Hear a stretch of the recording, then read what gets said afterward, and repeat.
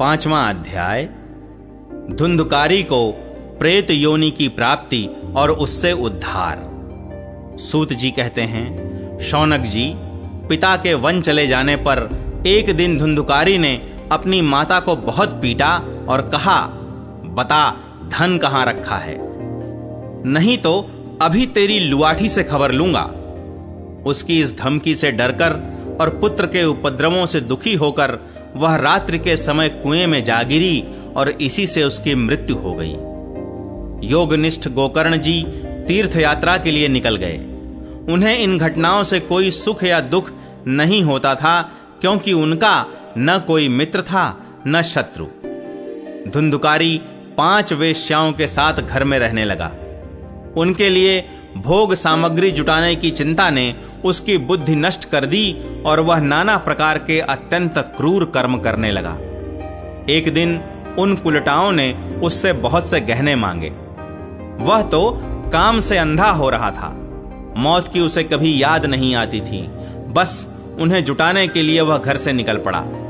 वह जहां तहां से बहुत सा धन चुराकर घर लौट आया तथा उन्हें कुछ सुंदर वस्त्र और आभूषण लाकर दिए।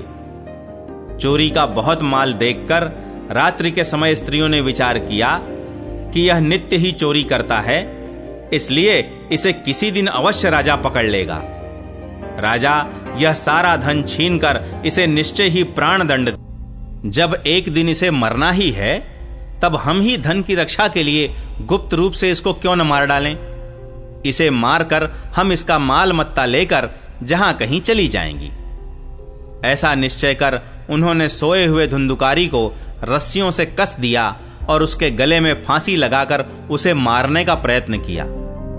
इससे जब वह जल्दी न मरा तो उन्हें बड़ी चिंता हुई। तब उन्होंने उसके मुख पर बहुत से दहकते अंगारे डाले। इससे वह अग्नि की लपटों से बहुत छटपटा कर मर गया। उन्होंने उसके शरीर को एक गड्ढे में डालकर गाड़ दिया। सच है, स्त्रियां प्रायः बड़ी दुस्साहसी होती हैं। उनके इस कृत्य का किसी को भी पता न चला। लोगों के पूछने पर कह देती थीं कि हमारे प्रियतम पैसे के लोभ से अब की बार कहीं दूर चले गए हैं, इसी वर्ष के अंदर लौट आएंगे। बुद्धिमान पुरुष को दुष्टा स्त्रियों का कभी विश्वास नहीं करना चाहिए। जो मूर्ख इनका विश्वास करता है उसे दुखी होना पड़ता है। इनकी वाणी तो अमृत के समान कामियों के हृदय में रस का संचार करती है, किंतु हृदय छुरे की धार के समान तीक्ष्ण होता है। भला इन स्त्रियों का कौन प्यारा है। वे कुलटाएं धुंधुकारी की सारी संपत्ति समेटकर वहां से चंपत हो गईं। उनके ऐसे न जाने कितने पति थे और धुंधुकारी अपने कुकर्मों के कारण भयंकर प्रेत हुआ। वह बवंडर के रूप में सर्वदा 10 दिशाओं में भटकता रहता था तथा शीत धाम से संतप्त और भूख प्यास से व्याकुल होने के कारण हा दैव चिल्लाता रहता था, परंतु उसे कहीं भी कोई आश्रय न मिला। कुछ काल बीतने पर गोकर्ण ने भी लोगों के मुख से धुंधुकारी की मृत्यु का समाचार सुना। तब उसे अनाथ समझकर उन्होंने उसका गया जी में श्राद्ध किया और भी जहां जहां वे जाते थे उसका श्राद्ध अवश्य करते थे। इस प्रकार घूमते घूमते गोकर्ण जी अपने नगर में आए और रात्रि के समय दूसरों की दृष्टि से बचकर सीधे अपने घर के आंगन में सोने के लिए पहुंचे। वहां अपने भाई को सोया देख आधी रात के समय धुंधुकारी ने अपना बड़ा विकट रूप दिखाया। वह कभी भेड़ा, कभी हाथी, कभी भैंसा, कभी इंद्र और कभी अग्नि का रूप धारण करता। अंत में वह मनुष्य के आकार में प्रकट हुआ। ये विपरीत अवस्थाएं देखकर गोकर्ण ने निश्चय किया कि यह कोई दुर्गति को प्राप्त हुआ जीव है। तब उन्होंने उससे धैर्यपूर्वक पूछा। गोकर्ण ने कहा, तू कौन है? रात्रि के समय ऐसे भयानक रूप क्यों दिखा रहा है? तेरी यह दशा कैसे हुई? हमें बता तो सही। तू प्रेत है, पिशाच है अथवा कोई राक्षस है? सूत जी कहते हैं, गोकर्ण के इस प्रकार पूछने पर वह बार बार जोर जोर से रोने लगा। उसमें बोलने की शक्ति नहीं थी, इसलिए उसने केवल संकेत मात्र किया।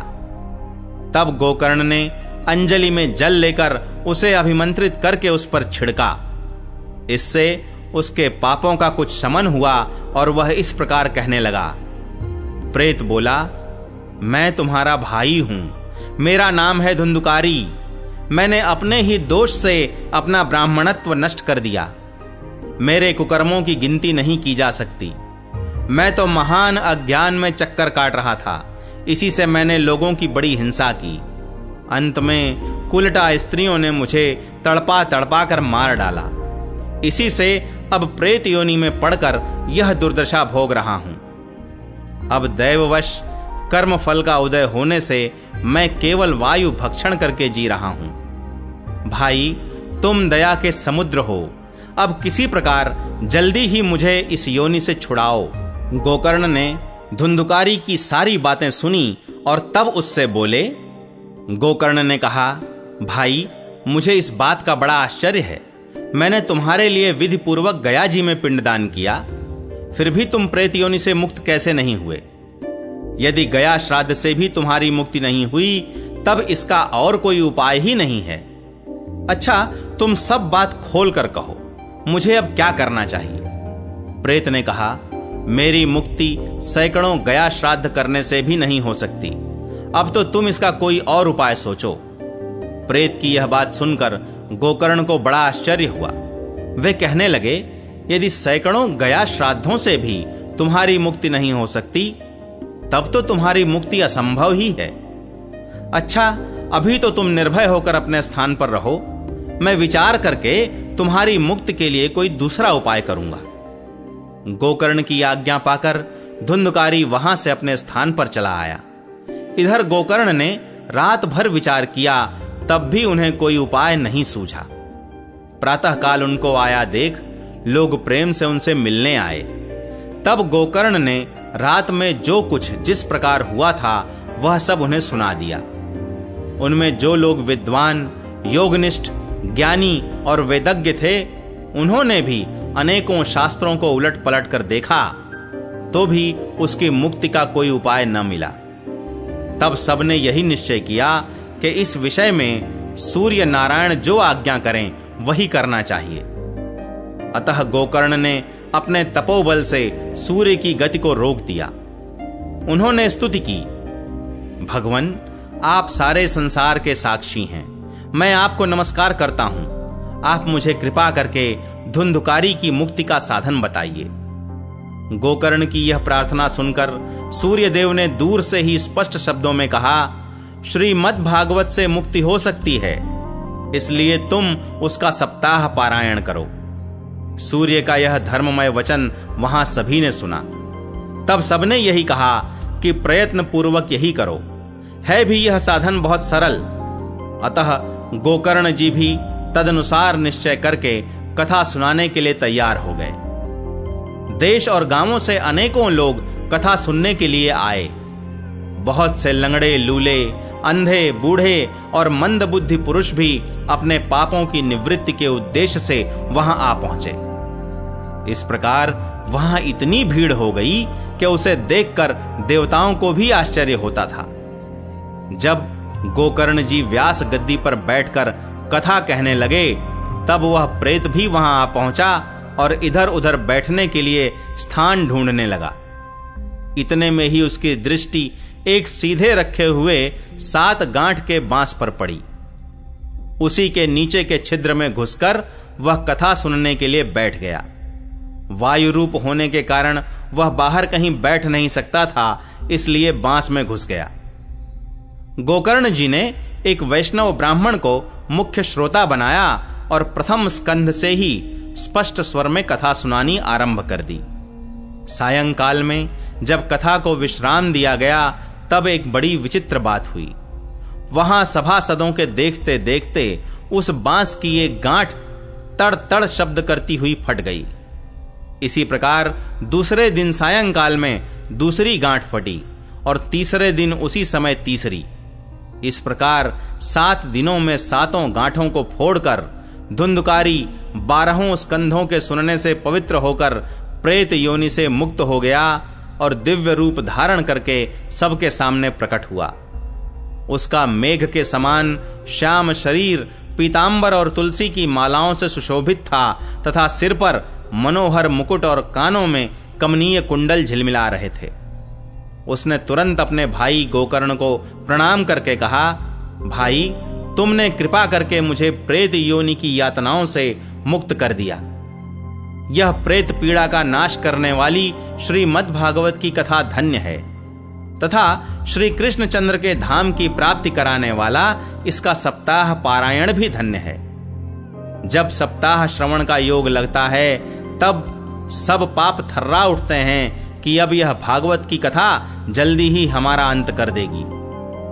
जिस प्रकार आग गीली, सूखी, छोटी, बड़ी सब तरह की लकड़ियों को जला डालती है, उसी प्रकार यह सप्ताह श्रवण मन, वचन और कर्म द्वारा किए हुए नए, पुराने, छोटे, बड़े सभी प्रकार के पापों को भस्म कर देता है। विद्वानों ने देवताओं की सभा में कहा है कि जो लोग इस भारतवर्ष में श्रीमद् भागवत की कथा नहीं सुनते, उनका जन्म वृथा ही है। भला मोह पूर्वक लालन पालन करके यदि इस अनित्य शरीर को हृष्ट पुष्ट और बलवान भी बना लिया, तो भी श्रीमद् भागवत की कथा सुने बिना इससे क्या लाभ हुआ। अस्थियां ही इस शरीर के आधार स्तंभ हैं। नस नाड़ी रूप रस्सियों से यह बंधा हुआ है। ऊपर से इस पर मांस और रक्त थोप कर इसे चर्म से मढ़ दिया गया है। इसके प्रत्येक अंग में दुर्गंध आती है, क्योंकि है तो यह मल मूत्र का भांड ही। वृद्धावस्था और शोक के कारण यह परिणाम में दुखमय ही है। रोगों का तो घर ही ठहरा। यह निरंतर किसी न किसी कामना से पीड़ित रहता है, कभी इसकी तृप्ति नहीं होती। इसे धारण किए रहना भी एक भार ही है। इसके रोम रोम में दोष भरे हुए हैं और नष्ट होने में इसे एक क्षण भी नहीं लगता। अंत में यदि इसे गाड़ दिया जाता है तो इसके कीड़े बन जाते हैं। कोई पशु खा जाता है तो यह विष्ठा हो जाता है, और अग्नि में जला दिया जाता है तो भस्म की ढेरी हो जाता है। ये तीन ही इसकी गतियां बताई गई हैं। ऐसे अस्थिर शरीर से मनुष्य अविनाशी फल देने वाला काम क्यों नहीं बना लेता। जो अन्न प्रातः काल पकाया जाता है वह सायंकाल तक बिगड़ जाता है, फिर उसी के रस से पुष्ट हुए शरीर की नित्यता कैसी। इस लोक में सप्ताह श्रवण करने से भगवान की शीघ्र ही प्राप्ति हो सकती है। अतः सब प्रकार के दोषों की निवृत्ति के लिए एकमात्र यही साधन है। जो लोग भागवत की कथा से वंचित हैं, वे तो जल में बुदबुदे और जीवों में मच्छरों के समान केवल मरने के लिए ही पैदा होते हैं। भला जिसके प्रभाव से जड़ और सूखे हुए बांस की गांठें फट सकती हैं, उस भागवत कथा का श्रवण करने से चित्त की गांठों का खुल जाना कौन बड़ी बात है। सप्ताह श्रवण करने से मनुष्य के हृदय की गांठ खुल जाती है, उसके समस्त संशय छिन्न भिन्न हो जाते हैं और सारे कर्म क्षीण हो जाते हैं। यह भागवत कथा रूप तीर्थ संसार के कीचड़ को धोने में बड़ा ही पटु है। विद्वानों का कथन है कि जब यह हृदय में स्थित हो जाता है तब मनुष्य की मुक्ति निश्चित ही समझनी चाहिए। जिस समय धुंधुकारी ये सब बातें कह रहा था, जिसके लिए वैकुंठवासी पार्षदों के सहित एक विमान उतरा, उससे सब ओर मंडलाकार प्रकाश फैल रहा था। सब लोगों के सामने ही धुंधुकारी उस विमान पर चढ़ गया। तब उस विमान पर आए हुए पार्षदों को देखकर उनसे गोकर्ण ने यह बात कही। गोकर्ण ने पूछा, भगवान के प्रिय पार्षदों, यहां तो हमारे अनेकों शुद्ध हृदय श्रोतागण हैं। उन सब के लिए आप लोग एक साथ बहुत से विमान क्यों नहीं लाए? हम देखते हैं कि यहां सभी ने समान रूप से कथा सुनी है, फिर फल में इस प्रकार का भेद क्यों हुआ, यह बताइए। भगवान के सेवकों ने कहा, हे मानद, इस फल भेद का कारण इनके श्रवण का भेद ही है। यह ठीक है कि श्रवण तो सबने समान रूप से ही किया है, किंतु इसके जैसा मनन नहीं किया। इसी से एक साथ भजन करने पर भी उसके फल में भेद रहा। इस प्रेत ने 7 दिनों तक निराहार रहकर श्रवण किया था तथा सुने हुए विषय का स्थिर चित्त से यह खूब मनन निधिध्यासन भी करता रहता था। जो ज्ञान दृढ़ नहीं होता वह व्यर्थ हो जाता है। इसी प्रकार ध्यान न देने से श्रवण का, संदेह से मंत्र का और चित्त के इधर उधर भटकते रहने से जप का भी कोई फल नहीं होता। वैष्णवहीन देश, अपात्र को कराया हुआ श्राद्ध का भोजन, अश्रोत्रिय को दिया हुआ दान एवं आचारहीन कुल, इन सब का नाश हो जाता है। गुरु वचनों में विश्वास, दीनता का भाव, मन के दोषों पर विजय और कथा में चित्त की एकाग्रता इत्यादि नियमों का यदि पालन किया जाए तो श्रवण का यथार्थ फल मिलता है। यदि ये श्रोता फिर से श्रीमद् भागवत की कथा सुने तो निश्चय ही सबको वैकुंठ की प्राप्ति होगी। और गोकर्ण जी, आपको तो भगवान स्वयं आकर गोलोक धाम में ले जाएंगे। यूं कहकर वे सब पार्षद हरि कीर्तन करते वैकुंठ लोक को चले गए। श्रावण मास में गोकर्ण जी ने फिर उसी प्रकार सप्ताह क्रम से कथा कही और उन श्रोताओं ने उसे फिर सुना। नारद जी, इस कथा की समाप्ति पर जो कुछ हुआ वह सुनिए। वहां भक्तों से भरे हुए विमानों के साथ भगवान प्रकट हुए। सब ओर से खूब जय जयकार और नमस्कार की ध्वनियां होने लगी। भगवान स्वयं हर्षित होकर अपने 5 जन्य शंख की ध्वनि करने लगे और उन्होंने गोकर्ण को हृदय से लगाकर अपने ही समान बना लिया। उन्होंने क्षण भर में ही अन्य सब श्रोताओं को भी मेघ के समान श्याम वर्ण, रेशमी पीतांबरधारी तथा किरीट और कुंडलादि से विभूषित कर दिया। उस गांव में कुत्ते और चांडाल पर्यंत जितने भी जीव थे वे सभी गोकर्ण जी की कृपा से विमानों पर चढ़ा लिए गए तथा जहां योगी जन जाते हैं उस भगवत धाम में वे भेज दिए गए। इस प्रकार भक्त वत्सल भगवान श्री कृष्ण कथा श्रवण से प्रसन्न होकर गोकर्ण जी को साथ ले अपने ग्वाल बालों के प्रिय गोलोक धाम में चले गए। पूर्व काल में जैसे अयोध्यावासी भगवान श्री राम के साथ साकेत धाम सिधारे थे, उसी प्रकार भगवान श्री कृष्ण उन सब को योगी दुर्लभ गोलोक धाम को ले गए। जिस लोक में सूर्य, चंद्रमा और सिद्धों की भी कभी गति नहीं हो सकती, उसमें वे श्रीमद् भागवत श्रवण करने से चले गए। नारद जी, सप्ताह यज्ञ के द्वारा कथा श्रवण करने से जैसा उज्जवल फल संचित होता है उसके विषय में हम आपसे क्या कहें। अजी, जिन्होंने अपने कर्णपुट से गोकर्ण जी की कथा के एक अक्षर का भी पान किया था, वे फिर माता के गर्भ में नहीं आए।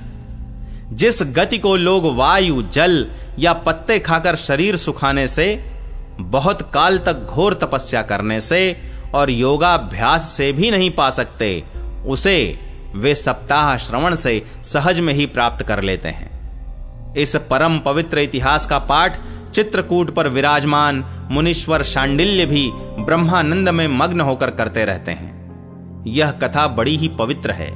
एक बार के श्रवण से ही समस्त पाप राशि को भस्म कर देती है।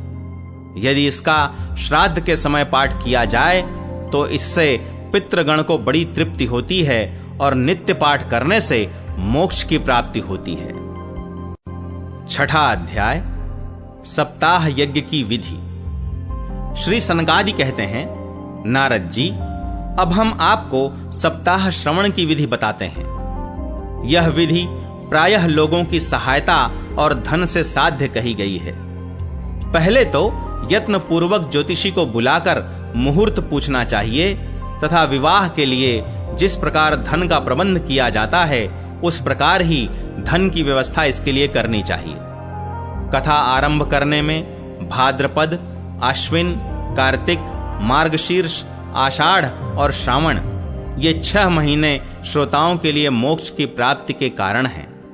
देवर्षे, इन महीनों में भी भद्रा, व्यतिपात आदि कुयोगों को सर्वथा त्याग देना चाहिए तथा दूसरे लोग जो उत्साही हों उन्हें अपना सहायक बना लेना चाहिए। फिर प्रयत्न करके देश देशांतरों में यह संवाद भेजना चाहिए कि यहां कथा होगी। सब लोगों को सपरिवार पधारना चाहिए। स्त्री और शूद्रादि भगवत कथा एवं संकीर्तन से दूर पड़ गए हैं, उनको भी सूचना हो जाए ऐसा प्रबंध करना चाहिए। देश देश में जो विरक्त वैष्णव और हरि कीर्तन के प्रेमी हों, उनके पास निमंत्रण पत्र अवश्य भेजें। उसे लिखने की विधि इस प्रकार बताई गई है। महानुभावों, यहां 7 दिन तक सत्पुरुषों का बड़ा दुर्लभ समागम रहेगा और अपूर्व रसमयी श्रीमद् भागवत की कथा होगी।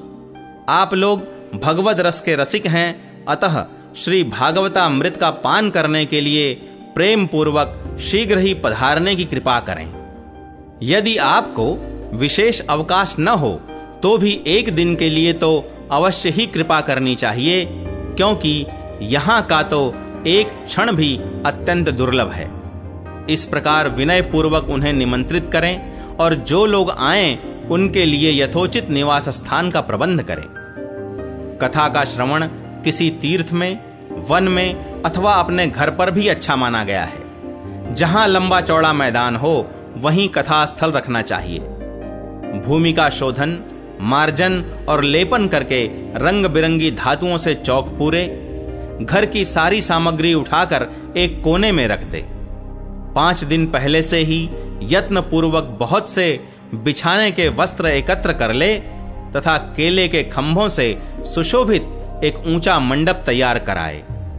उसे सब ओर फल, पुष्प, पत्र और चंदोवे से अलंकृत करे तथा चारों ओर झंडियां लगाकर तरह तरह के सामानों से सजा दे। उस मंडप में कुछ ऊंचाई पर 7 विशाल लोकों की कल्पना करे और उनमें विरक्त ब्राह्मणों को बुला बुला कर बैठाए। आगे की ओर उनके लिए वहां यथोचित आसन तैयार रखे। इनके पीछे वक्ता के लिए भी एक दिव्य सिंहासन का प्रबंध करे। यदि वक्ता का मुख उत्तर की ओर रहे तो श्रोता पूर्वाभिमुख होकर बैठे, और यदि वक्ता पूर्वाभिमुख रहे तो श्रोता को उत्तर की ओर मुख करके बैठना चाहिए, अथवा वक्ता और श्रोता को पूर्व मुख होकर बैठना चाहिए। देश काल आदि को जानने वाले महानुभावों ने श्रोता के लिए ऐसा ही नियम बताया है। जो वेद शास्त्र की स्पष्ट व्याख्या करने में समर्थ हो, तरह तरह के दृष्टांत दे सकता हो तथा विवेकी और अत्यंत निष्प्रिय हो, ऐसे विरक्त और विष्णु भक्त ब्राह्मण को वक्ता बनाना चाहिए। श्रीमद् भागवत के प्रवचन में ऐसे लोगों को नियुक्त नहीं करना चाहिए जो पंडित होने पर भी अनेक धर्मों के चक्कर में पड़े हुए स्त्री लंपट एवं पाखंड के प्रचारक हों। वक्ता के पास ही उसकी सहायता के लिए एक वैसा ही विद्वान और स्थापित करना चाहिए। वह भी सब प्रकार के संशयों की निवृत्ति करने में समर्थ और लोगों को समझाने में कुशल हो।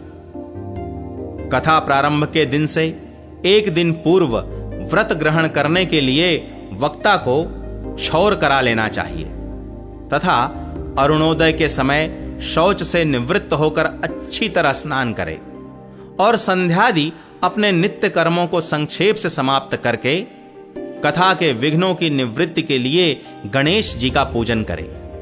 तदनंतर पितृगण का तर्पण कर पूर्व पापों की शुद्धि के लिए प्रायश्चित्त करे और एक मंडल बनाकर उसमें श्री हरि को स्थापित करे। फिर भगवान श्री कृष्ण को लक्ष्य करके मंत्रोच्चारण पूर्वक क्रमशः षोडशोपचार विधि से पूजन करे और उसके पश्चात प्रदक्षिणा तथा नमस्कार आदि कर इस प्रकार स्तुति करे। करुणा निधान, मैं संसार सागर में डूबा हुआ और बड़ा दीन हूं। कर्मों के मोह रूपी ग्राह ने मुझे पकड़ रखा है। आप इस संसार सागर से मेरा उद्धार कीजिए। इसके पश्चात धूप, दीप आदि सामग्रियों से श्रीमद् भागवत की भी बड़े उत्साह और प्रीति पूर्वक विधि विधान से पूजा करे। फिर पुस्तक के आगे नारियल रखकर नमस्कार करे और प्रसन्न चित्त से इस प्रकार स्तुति करे। श्रीमद् भागवत के रूप में आप साक्षात श्री कृष्ण चंद्र ही विराजमान हैं। नाथ, मैंने भवसागर से छुटकारा पाने के लिए आपकी शरण ली है। मेरा यह मनोरथ आप बिना किसी विघ्न बाधा के सांगोपांग पूरा करें।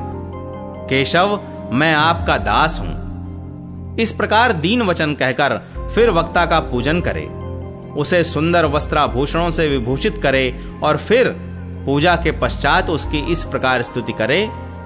शुक स्वरूप भगवन, आप समझाने की कला में कुशल और सब शास्त्रों में पारंगत हैं। कृपया इस कथा को प्रकाशित करके मेरा अज्ञान दूर करें। फिर अपने कल्याण के लिए प्रसन्नता पूर्वक उसके सामने नियम ग्रहण करे और 7 दिनों तक यथाशक्ति उसका पालन करे। कथा में विघ्न न हो, इसके लिए 5 ब्राह्मणों को और वर्ण करे। वे 12 मंत्र द्वारा भगवान के नामों का जप करें। फिर ब्राह्मण अन्य विष्णु भक्त एवं कीर्तन करने वालों को नमस्कार करके उनकी पूजा करे और उनकी आज्ञा पाकर स्वयं भी आसन पर बैठ जाए। जो पुरुष लोक, संपत्ति, धन, घर और पुत्रादि की चिंता छोड़कर शुद्ध चित्त से केवल कथा में ही ध्यान रखता है, उसे इसके श्रवण का उत्तम फल मिलता है। बुद्धिमान वक्ता को चाहिए कि सूर्योदय से कथा आरंभ करके 3:30 पहर तक मध्यम स्वर से अच्छी तरह कथा बांचे। दोपहर के समय 2 घड़ी तक कथा बंद रखे। उस समय कथा के प्रसंग के अनुसार वैष्णवों को भगवान के गुणों का कीर्तन करना चाहिए। व्यर्थ बातें नहीं करनी चाहिए। कथा के समय मल मूत्र के वेग को काबू में रखने के लिए अल्पाहार सुखकारी होता है। इसलिए श्रोता केवल एक ही समय हविष्यान्न भोजन करे। यदि शक्ति हो तो 7 दिन निराहार रहकर कथा सुने अथवा केवल घी या दूध पीकर सुखपूर्वक श्रवण करे, अथवा फलाहार या एक समय ही भोजन करे। जिससे जैसा नियम सुभीते से सध सके उसी को कथा श्रवण के लिए ग्रहण करे। मैं तो उपवास की अपेक्षा भोजन करना अच्छा समझता हूं, यदि वह कथा श्रवण में सहायक हो। यदि उपवास से श्रवण में बाधा पहुंचती हो तो वह किसी काम का नहीं। नारद जी, नियम से सप्ताह सुनने वाले पुरुषों के नियम सुनिए। विष्णु भक्त की दीक्षा से रहित पुरुष कथा श्रवण का अधिकारी नहीं है। जो पुरुष नियम से कथा सुने उसे ब्रह्मचर्य से रहना, भूमि पर सोना और नित्य प्रति कथा समाप्त होने पर पत्तल में भोजन करना चाहिए। दाल, मधु, तेल, गरिष्ठ अन्न, भाव दूषित पदार्थ और बासी अन्न, इनका उसे सर्वदा ही त्याग करना चाहिए। काम, क्रोध, मद, मान, मत्सर, लोभ, दंभ, मोह और द्वेष को तो अपने पास भी नहीं फटकने देना चाहिए। वह वेद, वैष्णव, ब्राह्मण, गुरु, गो सेवक तथा स्त्री, राजा और महापुरुषों की निंदा से भी बचे। नियम से कथा सुनने वाले पुरुष को रजस्वला स्त्री, अंत्यज, म्लेच्छ, पतित, गायत्रीहीन द्विज, ब्राह्मणों से द्वेष करने वाले तथा वेद को न मानने वाले पुरुषों से बात नहीं करनी चाहिए। सर्वदा सत्य, शौच, दया, मौन, सरलता, विनय और उदारता का बर्ताव करना चाहिए। धनहीन, क्षय रोगी, किसी अन्य रोग से पीड़ित, भाग्यहीन, पापी, पुत्रहीन और मुमुक्षु भी यह कथा श्रवण करे।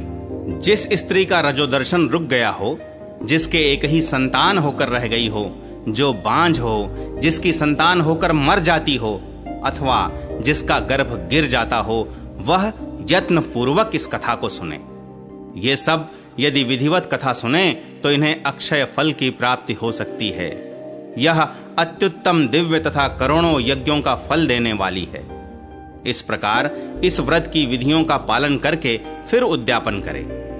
जिन्हें इसके विशेष फल की इच्छा हो वे जन्माष्टमी व्रत के समान ही इस कथा व्रत का उद्यापन करें।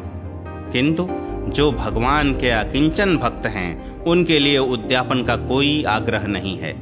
वे श्रवण से ही पवित्र हैं, क्योंकि वे तो निष्काम भगवत भक्त हैं। इस प्रकार जब सप्ताह यज्ञ समाप्त हो जाए तब श्रोताओं को अत्यंत भक्ति पूर्वक पुस्तक और वक्ता की पूजा करनी चाहिए। फिर वक्ता श्रोताओं को प्रसाद, तुलसी और प्रसादी मालाएं दे तथा सब लोग मृदंग और झांझ की मनोहर ध्वनि से सुंदर कीर्तन करें। जय जयकार, नमस्कार और शंख ध्वनि का घोष कराए तथा ब्राह्मण और याचकों को धन और अन्न दे। श्रोता विरक्त हो तो कर्म की शांति के लिए दूसरे दिन गीता पाठ करे। गृहस्थ हो तो हवन करे। उस हवन में दशम स्कंद का एक एक श्लोक पढ़कर विधि पूर्वक खीर, मधु, घृत, तिल और अन्नादि सामग्रियों से आहुति दे अथवा एकाग्र चित्त से गायत्री मंत्र द्वारा हवन करें, क्योंकि तत्वतः यह महापुराण गायत्री स्वरूप ही है। होम करने की शक्ति न हो तो उसका फल प्राप्त करने के लिए ब्राह्मणों को हवन सामग्री दान करे तथा नाना प्रकार की त्रुटियों को दूर करने के लिए और विधि में फिर जो न्यूनाधिकता रह गई हो उसके दोषों की शांति के लिए विष्णु सहस्त्र नाम का पाठ करें। उससे सभी कर्म सफल हो जाते हैं, क्योंकि कोई भी कर्म इससे बढ़कर नहीं है। फिर 12 ब्राह्मणों को खीर और मधु आदि उत्तम उत्तम पदार्थ खिलाए तथा व्रत की पूर्ति के लिए गौ और सुवर्ण का दान करे। सामर्थ्य हो तो 3 तोले सोने का एक सिंहासन बनवाए, उस पर सुंदर अक्षरों में लिखी हुई श्रीमद् भागवत की पोथी रखकर उसकी आवाहनादि विविध उपचारों से पूजा करे और फिर जितेंद्रिय आचार्य को उसका वस्त्र, आभूषण एवं गंधादि से पूजन कर दक्षिणा के सहित समर्पण कर दे। यूं करने से वह बुद्धिमान दाता जन्म मरण के बंधनों से मुक्त हो जाता है। यह सप्ताह पारायण की विधि सब पापों की निवृत्ति करने वाली है। इसका इस प्रकार ठीक ठीक पालन करने से यह मंगलमय भागवत पुराण अभीष्ट फल प्रदान करता है तथा अर्थ, धर्म, काम और मोक्ष चारों की प्राप्ति का साधन हो जाता है, इसमें संदेह नहीं।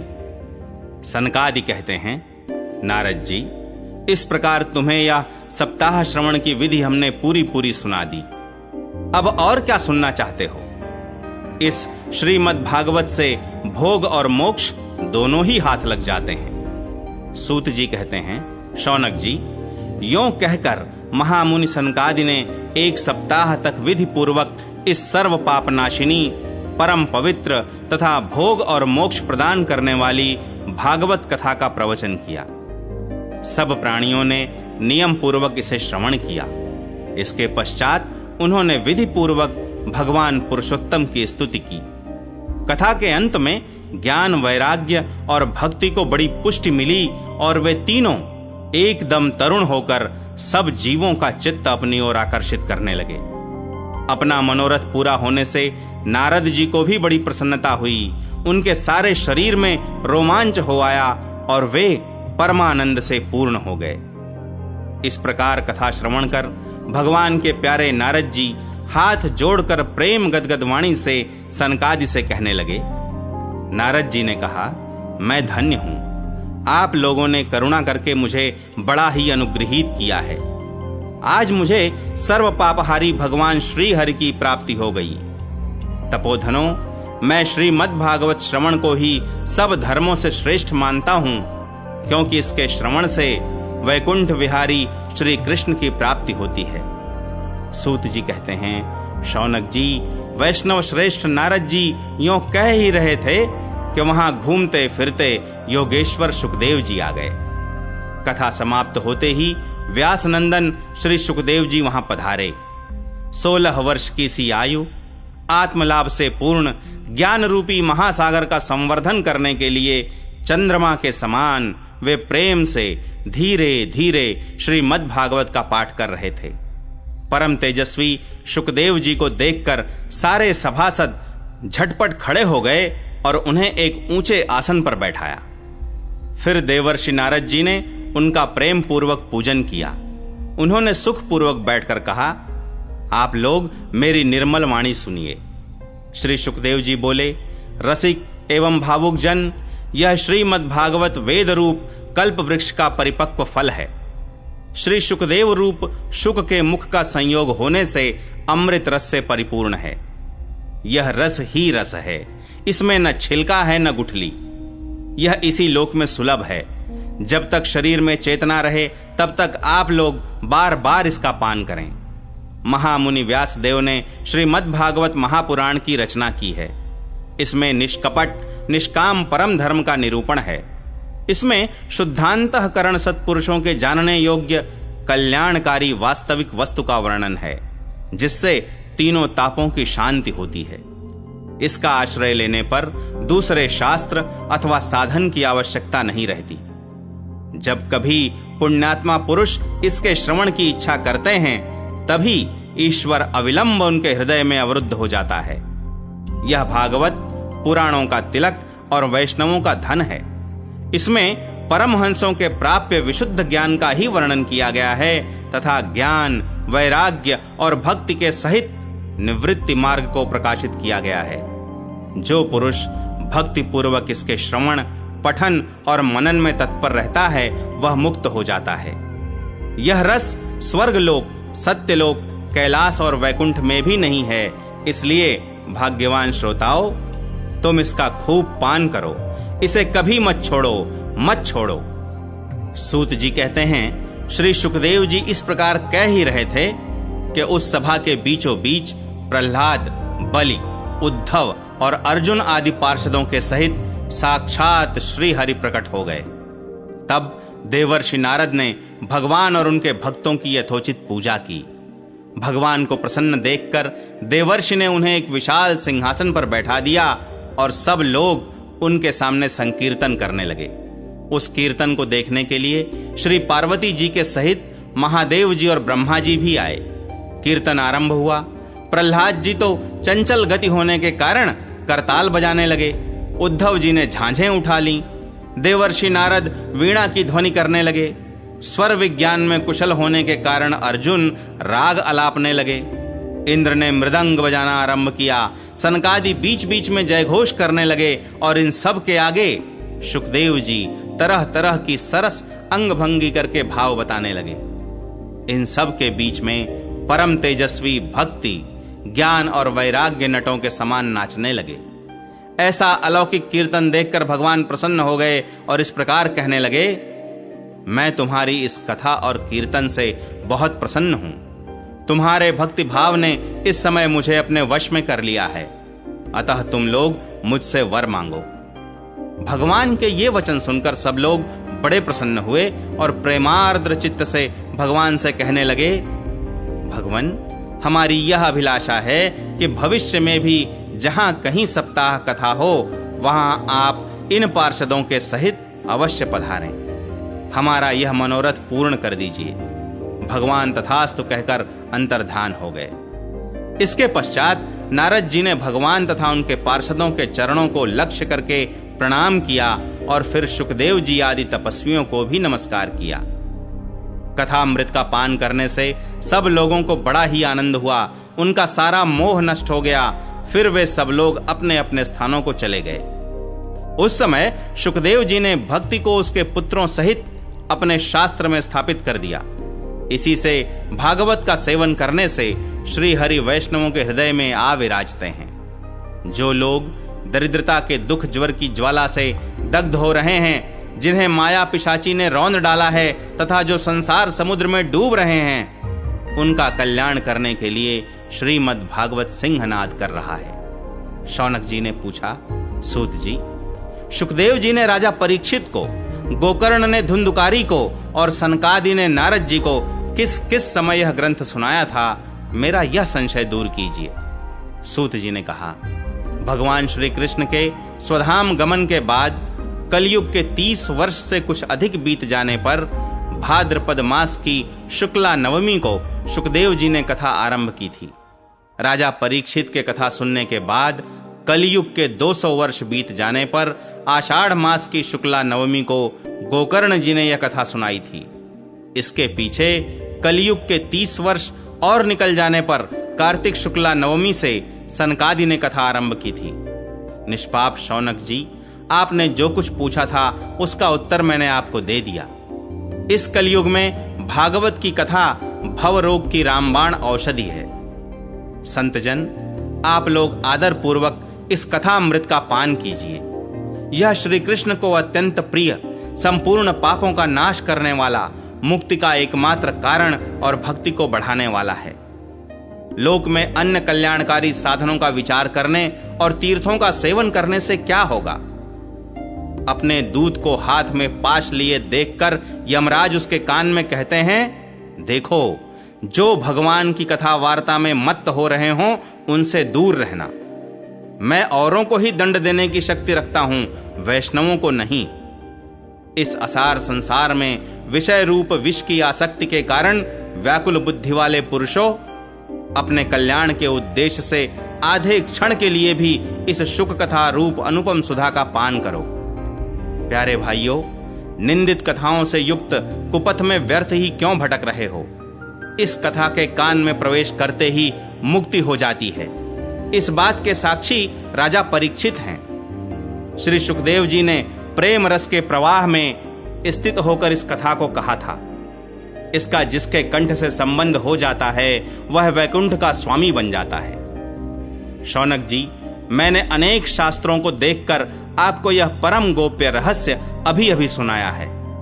सब शास्त्रों के सिद्धांतों का यही निचोड़ है। संसार में इस शुक शास्त्र से अधिक पवित्र और कोई वस्तु नहीं है।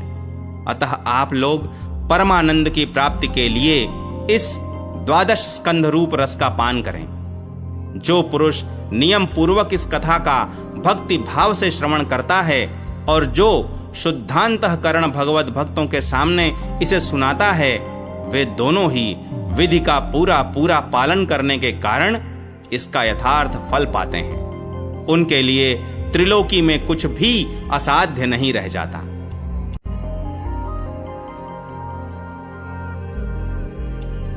श्री राधा कृष्णाभ्याम नमः। श्रीमद्भागवत महापुराण प्रथम स्कंध। यो लीला लास्य संलग्नो गतो लोलोपि लोलताम तम लीलावपुषम बालम वंदे लीलार्थ सिद्धये। श्रीमद्भागवत महापुराण प्रथम स्कंध पहला अध्याय। श्री सूत जी से सौनकादि ऋषियों का प्रश्न। मंगलाचरण। जिससे इस जगत की सृष्टि, स्थिति और प्रलय होते हैं, क्योंकि वह सभी सद्रूप पदार्थों में अनुगत है और असत पदार्थों से पृथक है, जड़ नहीं चेतन है, परतंत्र नहीं स्वयं प्रकाश है, जो ब्रह्मा अथवा हिरण्यगर्भ नहीं, प्रत्युत उन्हें अपने संकल्प से ही जिसने उस वेद ज्ञान का दान किया है, जिसके संबंध में बड़े बड़े विद्वान भी मोहित हो जाते हैं। जैसे तेजोमय सूर्य रश्मियों में जल का, जल में स्थल का और स्थल में जल का भ्रम होता है, वैसे ही जिसमें यह त्रिगुणमयी जागृत स्वप्न सुषुप्ति रूपा सृष्टि मिथ्या होने पर भी अधिष्ठान सत्ता से सत्यवत प्रतीत हो रही है, उस अपनी स्वयं प्रकाश ज्योति से सर्वदा और सर्वथा माया और माया कार्य से पूर्णतः मुक्त रहने वाले परम सत्य रूप परमात्मा का हम ध्यान करते हैं। महामुनि व्यास देव के द्वारा निर्मित इस श्रीमद्भागवत महापुराण में मोक्ष पर्यंत फल की कामना से रहित परम धर्म का निरूपण हुआ है। इसमें शुद्धांतःकरण सत्पुरुषों के जानने योग्य उस वास्तविक वस्तु परमात्मा का निरूपण हुआ है, जो तीनों तापों का जड़ से नाश करने वाली और परम कल्याण देने वाली है। अब और किसी साधन या शास्त्र से क्या प्रयोजन? जिस समय भी सुकृति पुरुष इसके श्रवण की इच्छा करते हैं, ईश्वर उसी समय अविलंब उनके हृदय में आकर बंदी बन जाता है। रस के मर्मज्ञ भक्तजन, यह श्रीमद्भागवत वेद रूप कल्प वृक्ष का पका हुआ फल है। श्री सुखदेव रूप तोते के मुख का संबंध हो जाने से यह परमानंदमयी सुधा से परिपूर्ण हो गया है। इस फल में छिलका, गुठली आदि त्याज्य अंश तनिक भी नहीं है। यह मूर्तिमान रस है। जब तक शरीर में चेतना रहे, तब तक इस दिव्य भगवत रस का निरंतर बार बार पान करते रहो। यह पृथ्वी पर ही सुलभ है। एक बार भगवान विष्णु एवं देवताओं के परम पुण्यमय क्षेत्र नैमिषारण्य में शौनकादि ऋषियों ने भगवत प्राप्ति की इच्छा से सहस्त्र वर्षों में पूरे होने वाले एक महान यज्ञ का अनुष्ठान किया। एक दिन उन लोगों ने प्रातः काल अग्निहोत्र आदि नित्य कृत्यों से निवृत्त होकर सूत जी का पूजन किया और उन्हें ऊंचे आसन पर बैठाकर बड़े आदर से यह प्रश्न किया। ऋषियों ने कहा, सूत जी, आप निष्पाप हैं। आपने समस्त इतिहास, पुराण और धर्म शास्त्रों का विधि पूर्वक अध्ययन किया है तथा उनकी भली भांति व्याख्या भी की है। वेद वेत्ताओं में श्रेष्ठ भगवान बादरायण ने एवं भगवान के सगुण निर्गुण रूप को जानने वाले दूसरे मुनियों ने जो कुछ जाना है, उन्हें जिन विषयों का ज्ञान है, वह सब आप वास्तविक रूप में जानते हैं। आपका हृदय बड़ा ही सरल और शुद्ध है। इसी से आप उनकी कृपा और अनुग्रह के पात्र हुए हैं। गुरुजन अपने प्रेमी शिष्य को गुप्त से गुप्त बात भी बता दिया करते हैं।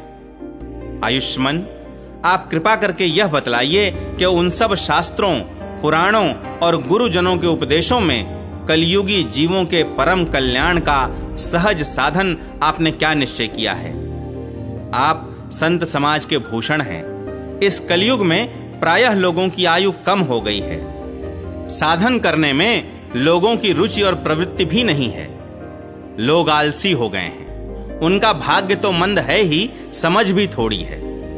इसके साथ ही वे नाना प्रकार की विघ्न बाधाओं से घिरे हुए भी रहते हैं। शास्त्र भी बहुत से हैं, परंतु उनमें एक निश्चित साधन का नहीं, अनेक प्रकार के कर्मों का वर्णन है।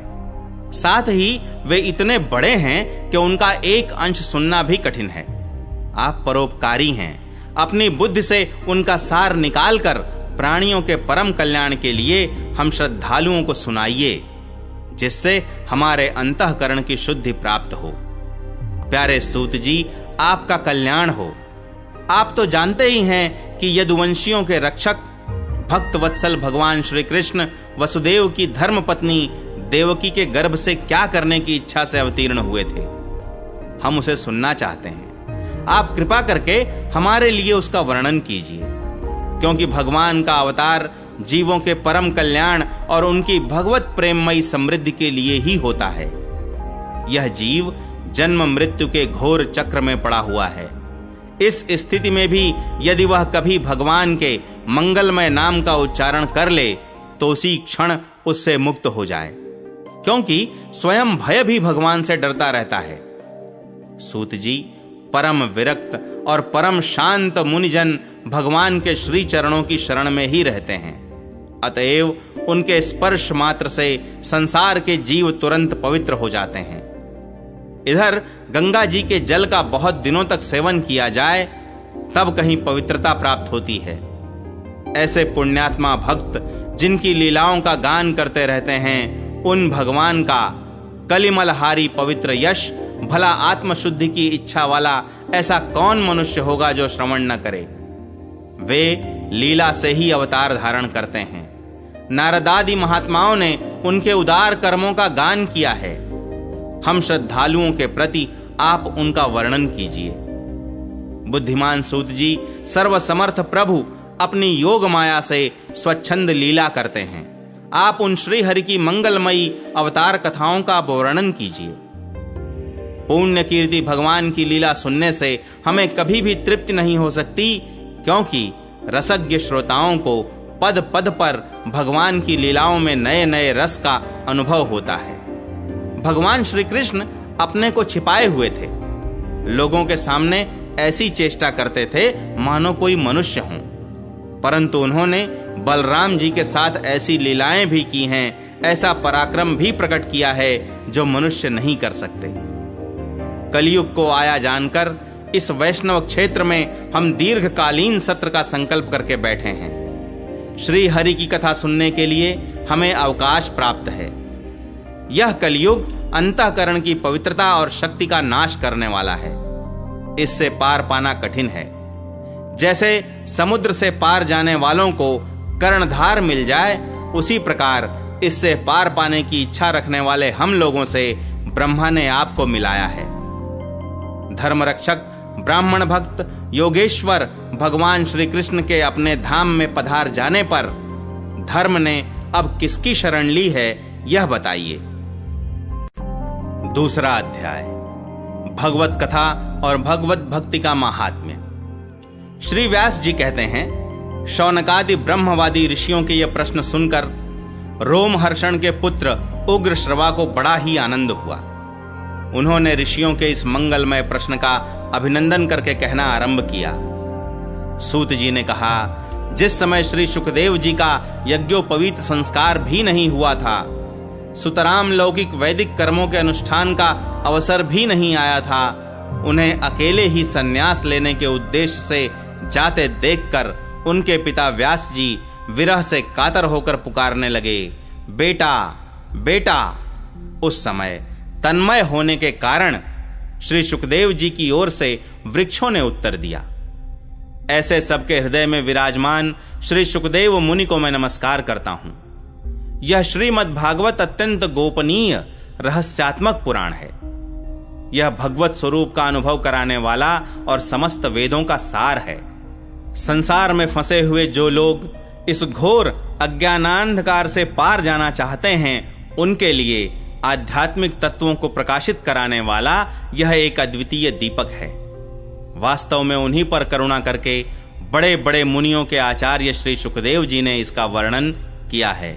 मैं उनकी शरण ग्रहण करता हूं। मनुष्यों में सर्वश्रेष्ठ भगवान के अवतार नर नारायण ऋषियों को, सरस्वती देवी को और श्री व्यास देव जी को नमस्कार करके तब संसार और अंतःकरण के समस्त विकारों पर विजय प्राप्त कराने वाले इस श्रीमद् भागवत महापुराण का पाठ करना चाहिए। ऋषियों, आपने संपूर्ण विश्व के कल्याण के लिए यह बहुत सुंदर प्रश्न किया है, क्योंकि यह प्रश्न श्री कृष्ण के संबंध में है और इससे भली भांति आत्मशुद्धि हो जाती है।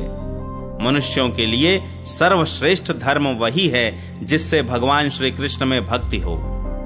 भक्ति भी ऐसी जिसमें किसी प्रकार की कामना न हो और जो नित्य निरंतर बनी रहे। ऐसी भक्ति से हृदय आनंद स्वरूप परमात्मा की उपलब्धि करके कृत कृत्य हो जाता है। भगवान श्री कृष्ण में भक्ति होते ही, अनन्य प्रेम से उनमें चित्त जोड़ते ही निष्काम ज्ञान और वैराग्य का आविर्भाव हो जाता है। धर्म का ठीक ठीक अनुष्ठान करने पर भी यदि मनुष्य के हृदय में भगवान की लीला कथाओं के प्रति अनुराग का उदय न हो तो वह निराश्रम ही श्रम है। धर्म का फल है मोक्ष। उसकी सार्थकता अर्थ प्राप्ति में नहीं है। अर्थ केवल धर्म के लिए है। भोग विलास उसका फल नहीं माना गया है। भोग विलास का फल इंद्रियों को तृप्त करना नहीं है। उसका प्रयोजन है केवल जीवन निर्वाह। जीवन का फल भी तत्व जिज्ञासा है। बहुत कर्म करके स्वर्ग आदि प्राप्त करना उसका फल नहीं है। तत्ववेत्ता लोग ज्ञाता और ज्ञेय के भेद से रहित अखंड अद्वितीय सच्चिदानंद स्वरूप ज्ञान को ही तत्व कहते हैं। उसी को कोई ब्रह्म, कोई परमात्मा और कोई भगवान के नाम से पुकारते हैं। श्रद्धालु मुनिजन भागवत श्रवण से प्राप्त ज्ञान वैराग्य युक्त भक्ति से अपने हृदय में उस परम तत्व रूप परमात्मा का अनुभव करते हैं। शौनकादि ऋषियों, यही कारण है कि अपने अपने वर्ण तथा आश्रम के अनुसार मनुष्य जो धर्म का अनुष्ठान करते हैं उसकी पूर्ण सिद्धि इसी में है कि भगवान प्रसन्न हों। इसलिए एकाग्र मन से भक्तवत्सल भगवान का ही नित्य निरंतर श्रवण, कीर्तन, ध्यान और आराधन करना चाहिए। कर्मों की गांठ बड़ी कड़ी है। विचारवान पुरुष भगवान के चिंतन की तलवार से उस गांठ को काट डालते हैं। तब भला ऐसा कौन मनुष्य होगा जो भगवान की लीला कथा में प्रेम न करे। शौनकादि ऋषियों, पवित्र तीर्थों का सेवन करने से महत् सेवा, तदनंतर श्रवण की इच्छा, फिर श्रद्धा, तत्पश्चात भगवत कथा में रुचि होती है। भगवान श्री कृष्ण के यश का श्रवण और कीर्तन दोनों पवित्र करने वाले हैं। वे अपनी कथा सुनने वालों के हृदय में आकर स्थित हो जाते हैं और उनकी अशुभ वासनाओं को नष्ट कर देते हैं, क्योंकि वे संतों के नित्य सुहृद हैं। जब श्रीमद् भागवत अथवा भगवत भक्तों के निरंतर सेवन से अशुभ वासनाएं नष्ट हो जाती हैं, तब पवित्र कीर्ति भगवान श्री कृष्ण के प्रति स्थायी प्रेम की प्राप्ति होती है। तब रजोगुण और तमोगुण के भाव, काम और लोभ आदि शांत हो जाते हैं और चित्त इनसे रहित होकर सत्व गुण में स्थित एवं निर्मल हो जाता है। इस प्रकार भगवान की प्रेममयी भक्ति से जब संसार की समस्त आसक्तियां मिट जाती हैं, हृदय आनंद से भर जाता है, तब भगवान के तत्व का अनुभव अपने आप हो जाता है। हृदय में आत्मस्वरूप भगवान का साक्षात्कार होते ही हृदय की ग्रंथि टूट जाती है। सारे संदेह मिट जाते हैं और कर्म बंधन क्षीण हो जाता है। इसी से बुद्धिमान लोग नित्य निरंतर बड़े आनंद से भगवान श्री कृष्ण के प्रति प्रेम भक्ति करते हैं, जिससे आत्म प्रसाद की प्राप्ति होती है। प्रकृति के 3 गुण हैं, सत्व, रज और तम। इनको स्वीकार करके इस संसार की स्थिति, उत्पत्ति और प्रलय के लिए एक अद्वितीय परमात्मा ही विष्णु, ब्रह्मा और रुद्र, ये 3 नाम ग्रहण करते हैं।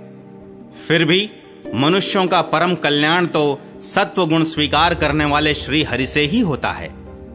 जैसे पृथ्वी के विकार, लकड़ी की अपेक्षा धुआं श्रेष्ठ है और उससे भी श्रेष्ठ है अग्नि, क्योंकि वेदोक्त यज्ञ यागादि के द्वारा अग्नि सद्गति देने वाला है, वैसे ही तमोगुण से रजोगुण श्रेष्ठ है और रजोगुण से भी सत्वगुण श्रेष्ठ है, क्योंकि वह भगवान का दर्शन कराने वाला है। प्राचीन युग में महात्मा लोग अपने कल्याण के लिए विशुद्ध सत्वमय भगवान विष्णु की ही आराधना किया करते थे। अब भी जो लोग उनका अनुसरण करते हैं वे उन्हीं के समान कल्याण भाजन होते हैं। जो लोग इस संसार सागर से पार जाना चाहते हैं वे यद्यपि किसी की निंदा तो नहीं करते, न किसी में दोष ही देखते हैं, फिर भी घोर रूप वाले तमोगुणी, रजोगुणी, भैरवादी भूतपतियों की उपासना न करके सत्वगुणी विष्णु भगवान और उनके अंश कला स्वरूपों का ही भजन करते हैं। परंतु जिसका स्वभाव रजोगुणी अथवा तमोगुणी है, वे धन, ऐश्वर्य और संतान की कामना से भूत, पितर और प्रजापतियों की उपासना करते हैं, क्योंकि इन लोगों का स्वभाव उन भूतादि से मिलता जुलता होता है। वेदों का तात्पर्य श्री कृष्ण में ही है, यज्ञों के उद्देश्य श्री कृष्ण ही हैं, योग श्री कृष्ण के लिए ही किए जाते हैं और समस्त कर्मों की परिसमाप्ति भी श्री कृष्ण में ही है। ज्ञान से ब्रह्म स्वरूप श्री कृष्ण की ही प्राप्ति होती है। तपस्या श्री कृष्ण की प्रसन्नता के लिए ही की जाती है। श्री कृष्ण के लिए ही धर्मों का अनुष्ठान होता है और सब गतियां श्री कृष्ण में ही समा जाती हैं। यद्यपि भगवान श्री कृष्ण प्रकृति और उसके गुणों से अतीत हैं, फिर भी अपनी गुणमयी माया से जो प्रपंच की दृष्टि से है और तत्व की दृष्टि से नहीं है, उन्होंने ही सर्ग के आदि में इस संसार की रचना की थी। ये सत्व, रज और तम तीनों गुण उसी माया के विलास हैं। इनके भीतर रहकर भगवान इनसे युक्त सरीखे मालूम पड़ते हैं। वास्तव में तो वे परिपूर्ण विज्ञानानंद घन हैं। अग्नि तो वस्तुतः एक ही है, परंतु जब वह अनेक प्रकार की लकड़ियों में प्रकट होती है तब अनेक सी मालूम पड़ती है। वैसे ही सबके आत्मरूप भगवान तो एक ही हैं, परंतु प्राणियों की अनेकता से अनेक जैसे जान पड़ते हैं। भगवान ही सूक्ष्म भूत, तन्मात्रा, इंद्रिय तथा अंतःकरण आदि गुणों के विकार भूत भावों के द्वारा नाना प्रकार की योनियों का निर्माण करते हैं और उनमें भिन्न भिन्न जीवों के रूप में प्रवेश करके उन योनियों के अनुरूप विषयों का उपभोग करते कराते हैं। वे ही संपूर्ण लोकों की रचना करते हैं और देवता, पशु, पक्षी, मनुष्य आदि योनियों में लीलावतार ग्रहण करके सत्व गुण के द्वारा जीवों का पालन पोषण करते हैं। तीसरा अध्याय, भगवान के अवतारों का वर्णन। श्री सूत जी कहते हैं, सृष्टि के आदि में भगवान ने लोकों के निर्माण की इच्छा की। इच्छा होते ही उन्होंने महत्तत्व आदि से निष्पन्न पुरुष रूप ग्रहण किया। उसमें 10 इंद्रियां, 1 मन और 5 भूत, ये 16 कलाएं थीं। उन्होंने कारण जल में शयन करते हुए जब योग निद्रा का विस्तार किया, तब उनके नाभि सरोवर में से एक कमल प्रकट हुआ और उस कमल से प्रजापतियों के अधिपति ब्रह्मा जी उत्पन्न हुए। भगवान के उस विराट रूप के अंग प्रत्यंग में ही समस्त लोकों की कल्पना की गई है। वह भगवान का विशुद्ध सत्वमय श्रेष्ठ रूप है। योगी लोग दिव्य दृष्टि से भगवान के उस रूप का दर्शन करते हैं। भगवान का वह रूप हजारों पैर, जांघें, भुजाएं और मुखों के कारण अत्यंत विलक्षण है। उसमें सहस्त्रों सिर, हजारों कान, हजारों आंखें और हजारों नासिकाएं हैं। हजारों मुकुट, वस्त्र और कुंडल आदि आभूषणों से वह उल्लसित रहता है। भगवान का यही पुरुष रूप, जिसे नारायण कहते हैं, अनेक अवतारों का अक्षय कोश है। इसी से सारे अवतार प्रकट होते हैं। इस रूप के छोटे से छोटे अंश से देवता, पशु पक्षी और मनुष्य आदि योनियों की सृष्टि होती है। उन्हीं प्रभु ने पहले कौमार सर्ग में सनक, सनंदन, सनातन और सनत कुमार इन 4 ब्राह्मणों के रूप में अवतार ग्रहण करके अत्यंत कठिन अखंड ब्रह्मचर्य का पालन किया। दूसरी बार इस संसार के कल्याण के लिए समस्त यज्ञों के स्वामी उन भगवान ने ही रसातल में गई हुई पृथ्वी को निकाल लाने के विचार से सूकर रूप ग्रहण किया। ऋषियों की सृष्टि में उन्होंने देवर्षि नारद के रूप में तीसरा अवतार ग्रहण किया और सात्वत तंत्र का, जिसे नारद पांचरात्र कहते हैं, उपदेश किया। उसमें कर्मों के द्वारा किस प्रकार कर्म बंधन से मुक्ति मिलती है, इसका वर्णन है। धर्मपत्नी मूर्ति के गर्भ से उन्होंने नर नारायण के रूप में चौथा अवतार ग्रहण किया। इस अवतार में उन्होंने ऋषि बनकर मन और इंद्रियों का सर्वथा संयम करके बड़ी कठिन तपस्या की। 5वें अवतार में वे सिद्धों के स्वामी कपिल के रूप में प्रकट हुए और तत्वों का निर्णय करने वाले सांख्य शास्त्र का, जो समय के फेर से लुप्त हो गया था, आसुरी नामक ब्राह्मण को उपदेश किया। अनुसूया के वर मांगने पर 6ठे अवतार में वे अत्रि की संतान दत्तात्रेय हुए। इस अवतार में उन्होंने अलर्क एवं प्रह्लाद आदि को ब्रह्म ज्ञान का उपदेश किया। 7वीं बार रुचि प्रजापति की आकूति नामक पत्नी से यज्ञ के रूप में उन्होंने अवतार ग्रहण किया और अपने पुत्र याम आदि देवताओं के साथ स्वयंभू मनवंतर की रक्षा की। राजा नाभ की पत्नी मेरु देवी के गर्भ से ऋषभ देव के रूप में भगवान ने 8वां अवतार ग्रहण किया। इस रूप में उन्होंने परमहंसों का वह मार्ग, जो सभी आश्रमियों के लिए वंदनीय है, दिखाया। ऋषियों की प्रार्थना से 9वीं बार वे राजा पृथु के रूप में अवतीर्ण हुए। शौनक आदि ऋषियों, इस अवतार में उन्होंने पृथ्वी से समस्त औषधियों का दोहन किया था। इससे यह अवतार सबके लिए बड़ा ही कल्याणकारी हुआ। चाक्षुष मनवंतर के अंत में जब सारी त्रिलोकी समुद्र में डूब रही थी, तब उन्होंने मत्स्य के रूप में 10वां अवतार ग्रहण किया और पृथ्वी रूपी नौका पर बैठाकर अगले मनवंतर के अधिपति वैवस्वत मनु की रक्षा की। जिस समय देवता और दैत्य समुद्र मंथन कर रहे थे, उस समय 11वां अवतार धारण करके कच्छप रूप से भगवान ने मंदराचल को अपनी पीठ पर धारण किया। 12वीं बार धन्वंतरी के रूप में अमृत लेकर समुद्र से प्रकट हुए और 13वीं बार मोहिनी रूप धारण करके दैत्यों को मोहित करते हुए देवताओं को अमृत पिलाया। 14वें अवतार में उन्होंने नरसिंह रूप धारण किया और अत्यंत बलवान दैत्यराज हिरण्यकशिपु की छाती अपने नखों से अनायास इस प्रकार फाड़ डाली, जैसे चटाई बनाने वाला सींग को चीर डालता है। 15वीं बार वामन का रूप धारण करके भगवान दैत्यराज बलि के यज्ञ में गए। वे चाहते तो थे त्रिलोकी का राज्य, परंतु मांगी उन्होंने केवल 3 पग पृथ्वी। 16वें परशुराम अवतार में जब उन्होंने देखा कि राजा लोग ब्राह्मणों के द्रोही हो गए हैं, तब क्रोधित होकर उन्होंने पृथ्वी को 21 बार क्षत्रियों से शून्य कर दिया। इसके बाद 17वें अवतार में सत्यवती के गर्भ से पराशर जी के द्वारा वे व्यास के रूप में अवतीर्ण हुए। उस समय लोगों की समझ और धारणा शक्ति कम देखकर आपने वेद रूप वृक्ष की कई शाखाएं बना दी।